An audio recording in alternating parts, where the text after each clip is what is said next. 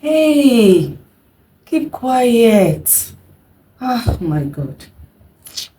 Hold your lips. In fact, put your head on your table. Sleep. Just sleep.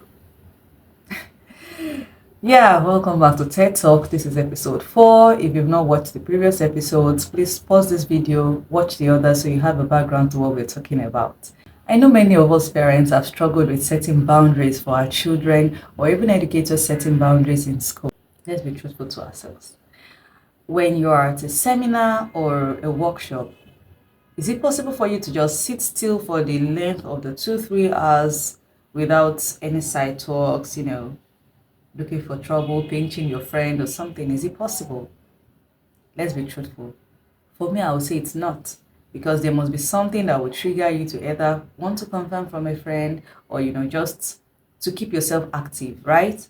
So don't expect that your children will sit still for 1 hour of you talking to them in the class or for the time when you're busy at home. It's not possible. Let's stop deceiving ourselves. And that's why we need this skill of consistency. Skill number 4 is consistency.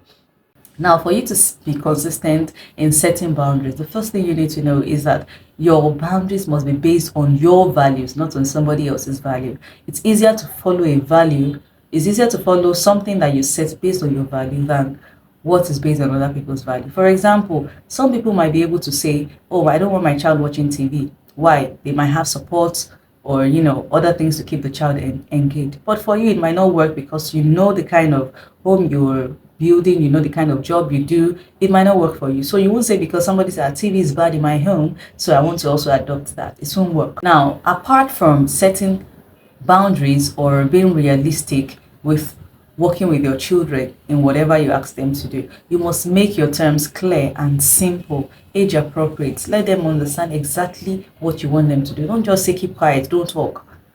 In class, tell them if you're going to talk, raise your hand. If you want to talk to your friend, make sure you're whispering. But saying don't talk is not possible, they will talk. So better still, tell them exactly what you want so that it doesn't disrupt your class. So if you're talking to your friend, you don't need to use your loud voice, use your indoor voice, whisper, make sure nobody else can hear you. That's more specific and that will work better. Of course, when you're also telling them your expectations in clear terms, ensure that you let them know the consequences also in clear terms. If you're saying, for example, don't talk to your friend in a loud voice. Speak using your indoor voice. Whisper, whisper. Make sure nobody can hear you except your friend that you're talking to. If I hear you, then you might have to take a 5 minutes time off. And of course, make sure that that 5 minutes is 5 minutes. Don't say, oh, because I enjoyed the way the class was quiet while it was on 5 minute time, or do you extend the time? No, it's not good. All right, model this instruction. If you're saying, for example, when you're eating, you don't talk. When you, as a parent or an educator, is eating, do not talk as well. They are watching you. So if you're flouting your own orders, how do you expect them to obey you? Or you tell them that 9 p.m. is time out and you send them inside, but you're still coming in to ask them, oh, have you done your home activity after sending them inside? So how do you expect them to honor that 9 p.m. timeout or that 9 p.m. bedtime, I mean? So model your instruction and of course allow them time for it to become a routine. Don't expect them to obey 100% the first time you mention it. Please give them time. Give them time to blend into that instruction or that boundary or that expectation that you have for them. Give them time. It becomes a routine over time. But of course, practice is what makes them perfect and the exact child that you're trying to raise. Be consistent with what you're asking them to do.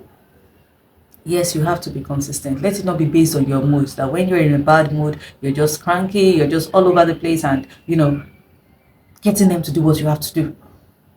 If your consequence is 5 minutes timeout when you're in a good mood, when you're in a bad mood, please maintain the 5 minutes timeout.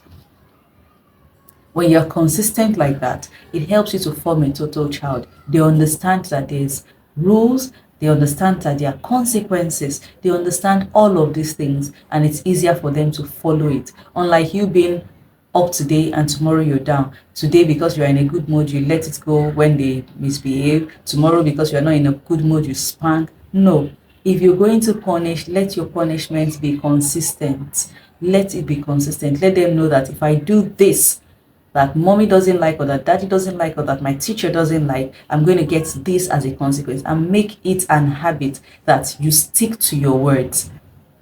Stick to whatever you said you were going to do.